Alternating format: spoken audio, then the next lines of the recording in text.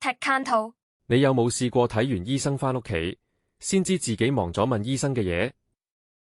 呢間叫 Kin Health 嘅初創公司啱啱集資咗900萬美金，佢哋整咗個 AI 工具，專門幫病人記低睇醫生嘅重點。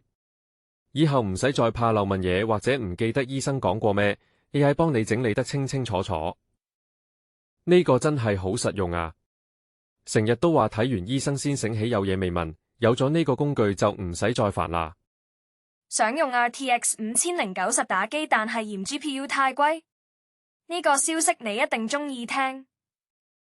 最近有廠商推出成部砌好嘅 RTX 5090打機電腦，4000蚊港紙有找，仲平過你自己去砌。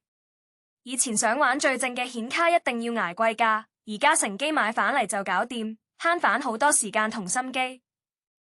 哇，4000蚊有找買到 RTX 5090，呢個價錢真係好抵，唔使再等 GPU 跌價等到頸都長埋。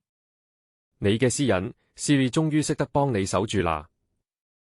Apple 幫 Siri 做大翻身，今次新增咗一個自動產對話功能，用過 Siri 之後對話記錄會自動刪除，私隱行先。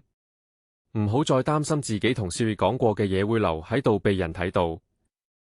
終於啊，成日都話 Apple 重視私隱，今次呢個自動產對話功能真係好重要，起碼用起上嚟安心好多。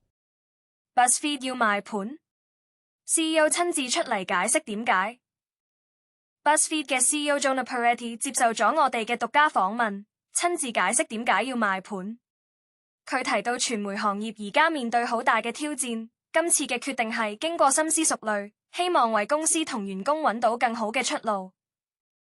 BuzzFeed 可以話係網絡媒體嘅先驅嚟㗎，CEO 親自解話，呢個訪問真係好有睇頭。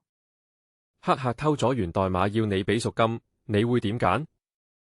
開源工具公司 Grafana Labs 最近俾黑客入侵，偷咗佢哋嘅源代碼。黑客要求俾贖金先肯唔公開啲 code， 但 Grafana Labs 企硬拒絕成全件事。佢哋選擇直接公開事件同社群交代，唔屈服於黑客嘅威脅。呢個真係好有骨氣。好多公司一俾黑客勒索就即刻俾錢， Grafana Labs 選擇企硬，呢個做法值得尊敬。連 Linux 之父 Linus 都頂唔順 AI， 你睇佢點講？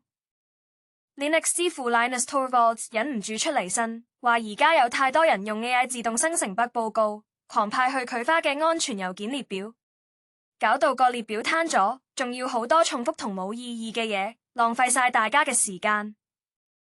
哈哈哈，估唔到連